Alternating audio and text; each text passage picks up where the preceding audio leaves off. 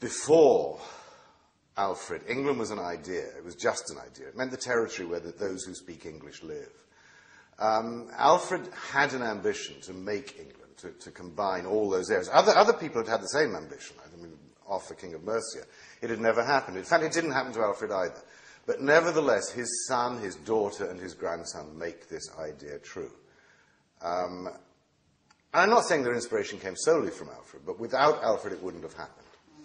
And it's a story that we in England don't know. We simply don't know the story of how our nation came to be. We sort of assume it was always there. Well, it wasn't. England came into being in the 10th century, and it's been there ever since. And I think the story of that, how it happened, is a story worth telling. And obviously that meshed in with my fascination with the Saxons. But I see all history as being, and this is very simplistic, but a contest between Puritans and Cavaliers. And I'm instinctively on the side of the Cavaliers. And as far as Uhtred is concerned, the Danes are a hell of a lot more fun. But on the other hand, I mean, as Uhtred himself discovers, that I guess he's saying, look, this is my tribe. I am English. And in the end, I'm going to fight for that, even though I dislike Alfred's piety.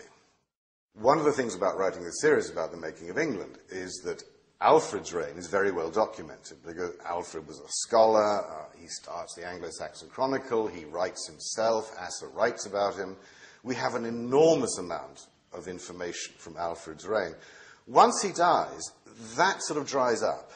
And we know that the events of the next 50 years, they're there in the Anglo-Saxon Chronicle, but the Chronicle is terribly cryptic. I mean, it will say something like, in this year, the pagans came to England and were defeated at, and it'll give a name. And that's it. I mean, there's no detail of what happened there, sometimes not even who was there.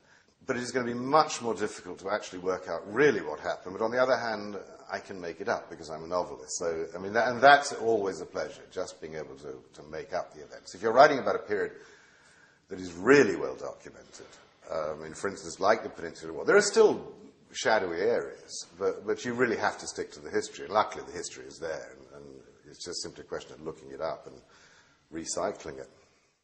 It seems very likely that Alfred was a pretty wild young man, sowed his wild oats. Think of sort of Prince Hal in Henry IV, Part 1 and 2. And then goes through a conversion process, and then becomes unbelievably pious, and a great supporter of the church. He makes sure, for instance, that Wessex begins to send Peter's pence to Rome, which hadn't happened for years. He writes a law code and makes sure that the number of laws in it matches the number of laws that Moses wrote.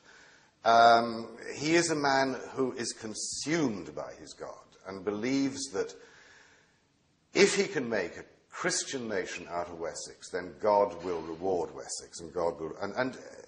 he is absolutely hand in hand with the church. And he's a very good man. I mean, he is a good man. He's a very highly moral man. I also think that he would probably be extremely tedious and boring. But that's, again, because I have an animus against the Puritans, and Alfred's a classic Puritan. But maybe that's exactly what Wessex needed at that time. And he's also very, very intelligent. And I think that's the other thing about Alfred, which makes him interesting. And he uses that intelligence to preserve Wessex. And yet, throughout it, you realize that what he really wants... Obviously, he needs to protect Wessex if England is going to come into being, and if the language and the society is going to survive. But the only reason he wants that to survive is so it can be a Christian, godly country. But as far as Alfred is concerned, once you are a Christian, you are now part of this family. So he's not just fighting the Danes. In his own head, he's fighting paganism. He's fighting heathenism. He's bringing God. He's trying to make Jerusalem in England. I mean, that's his ambition.